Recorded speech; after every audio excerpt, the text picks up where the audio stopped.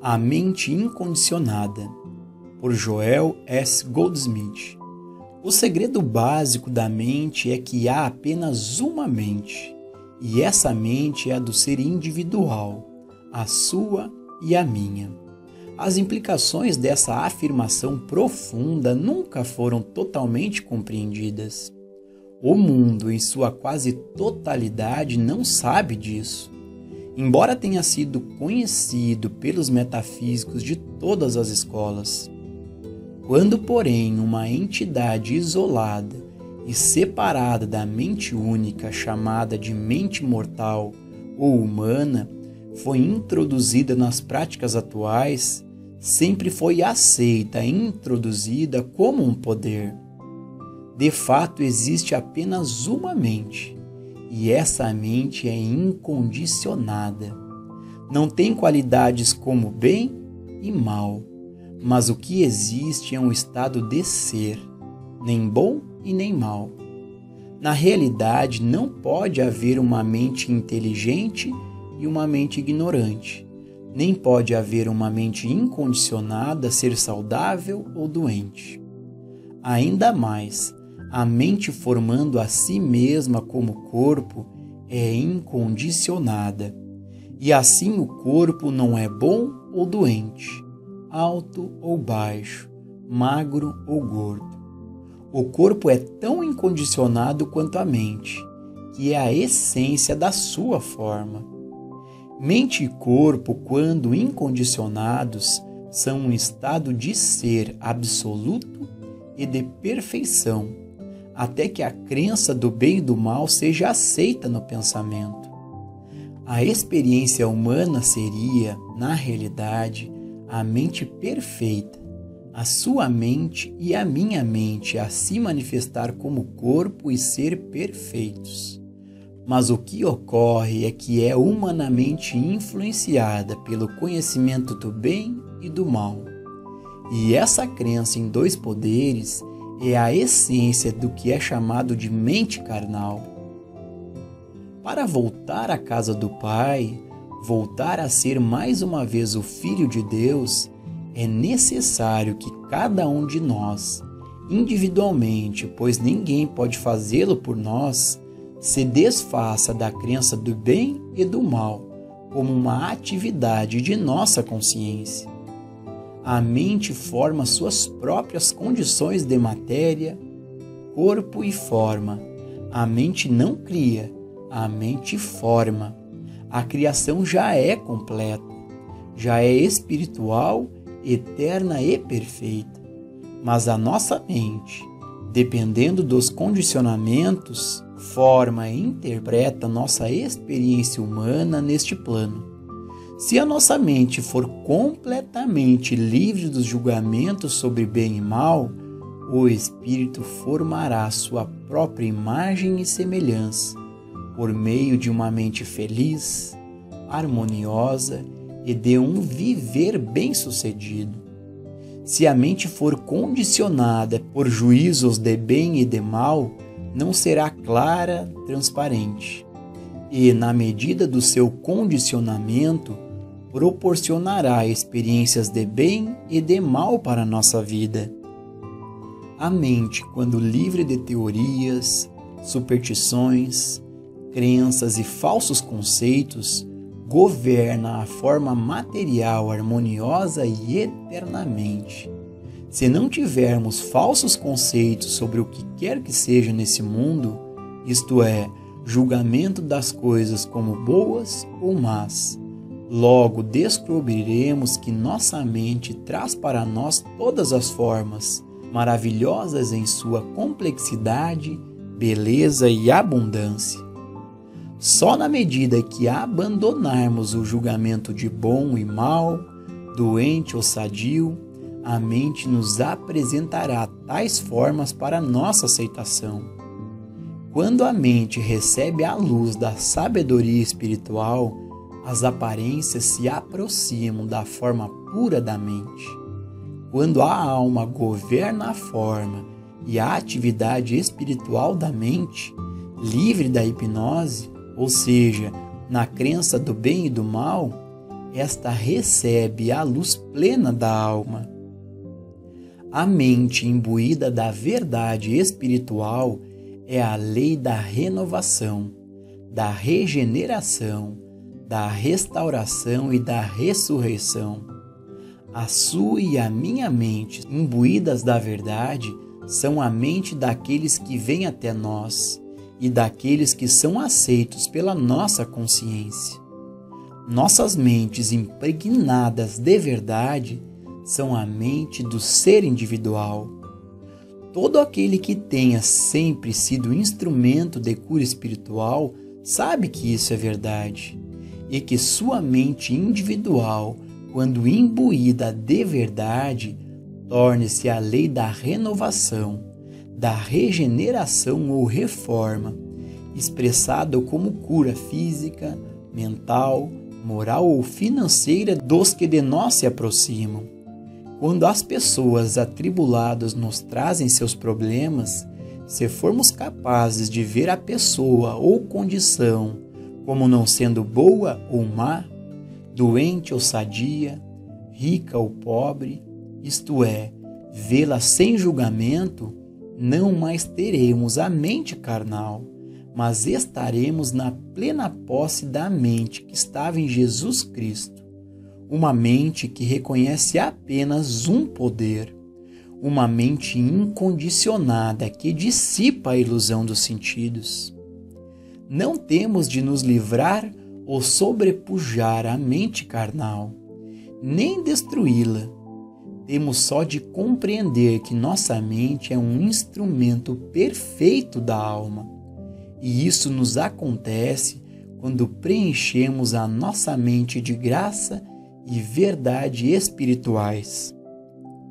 Quando nos deparamos com um problema em qualquer nível, devemos lembrar em primeiro lugar que a substância do universo visível é a mente incondicionada, o instrumento do ser puro e imortal, da essência, da substância e realidade, e que suas formações são também incondicionadas, pois são a mente em si com aparência de formas finitas.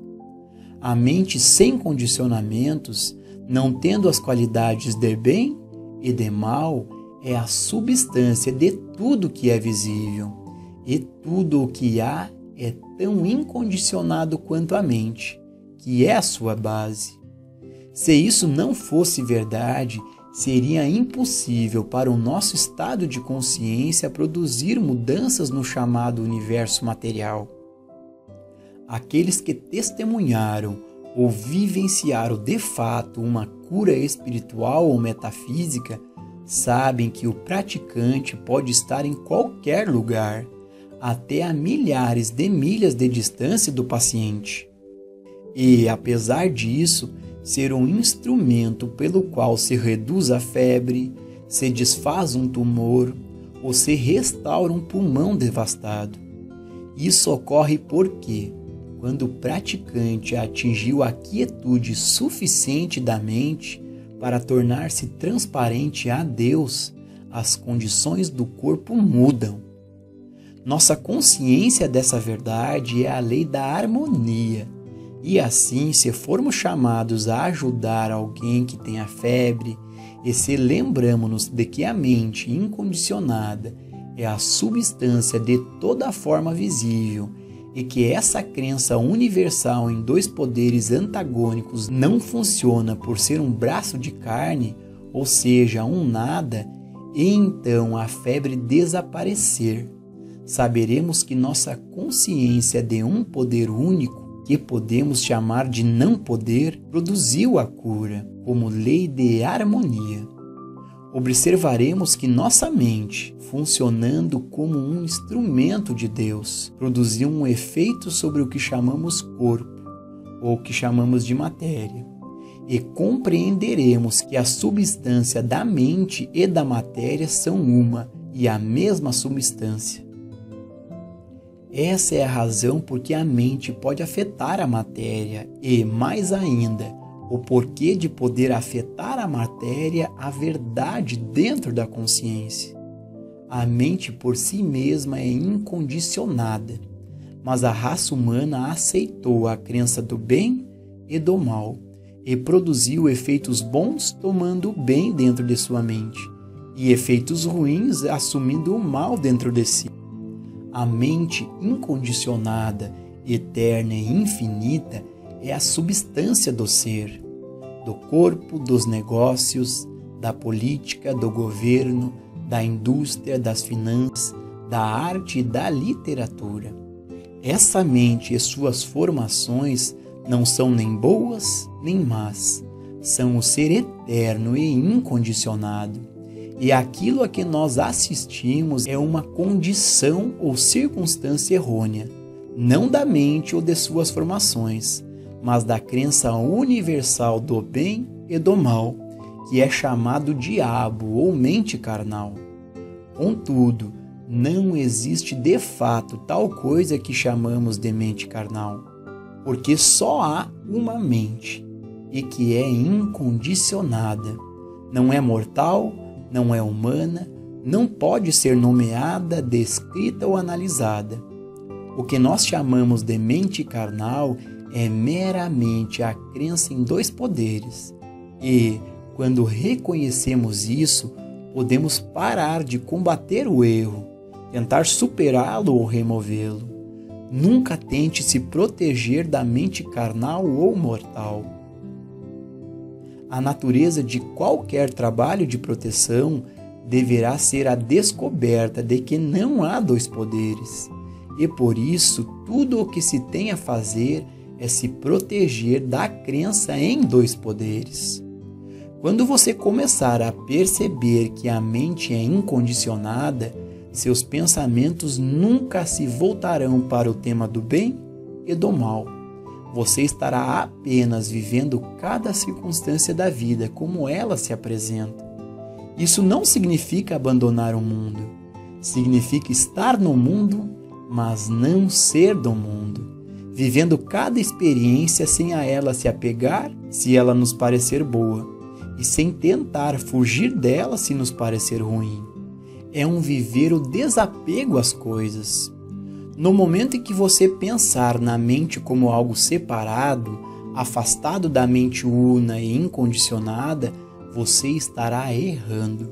Mas quando começar a entender que só há uma mente, nunca fará algo que não esteja de acordo com a lei de Deus. Nunca será a sua ou a minha vontade, será a vontade de Deus. Ao abandonarmos a vontade pessoal, essa mente incondicionada pode operar em nós e por meio de nós. O tanto que condicionarmos nossa mente com crenças no bem e no mal é o quanto traremos de bem e de mal na proporção de nossa crença. Assim como o homem se torna convencido em seu coração, assim será com ele. É tudo uma questão de condicionamento. E você pode condicionar a si mesmo para o bem ou para o mal. Quando, porém, deixar o reino dos condicionamentos, você estará no reino daquela mente que também estava em Cristo Jesus. Em todas as curas que Jesus realizou durante seu ministério, foi a vontade do Pai que se realizou por intermédio dele. E ele sabia que não era sua mente, e sim a mente do Pai. Era a mente incondicionada. Desse modo, ele pôde dizer ao cego: abra teus olhos. Ele pôde dizer ao estropiado: o que te segura? Noutras palavras, não havia condicionamento em sua consciência. Havia só uma mente incondicionada, que não é nem saudável, nem doentia, nem rica, nem pobre. Isso é a verdade, mas só será verdadeiro para você se o aplicar a todas as aparências com que se deparar, na rua, em casa, na escola, na fazenda ou no mercado, tendo sempre em vista a verdade de que a mente incondicionada se manifesta como efeitos incondicionados. a sabedoria espiritual pode ser tornada tangível. Ela pode frutificar em nossa experiência terrena, mas não poderá fazer isso se não nos tornarmos conscientes dela. Todas as invenções novas, as ciências e as artes do futuro já existem na mente, mas somente poderão chegar à expressão na medida em que o indivíduo lhes abrir a consciência. O mesmo acontece com a verdade esotérica, que permanece como algo oculto até que tome forma na consciência e produza um efeito no outro mundo.